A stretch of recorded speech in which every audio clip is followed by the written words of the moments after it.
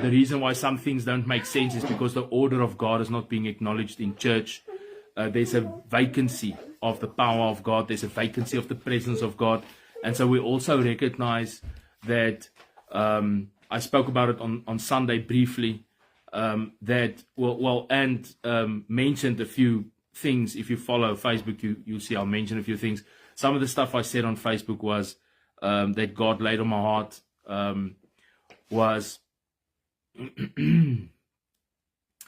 that in order for a ministry to be a ministry that is a spiritual ministry or spirit-filled ministry, it needs to be inaugurated, established, and driven or pioneered by the Holy Ghost.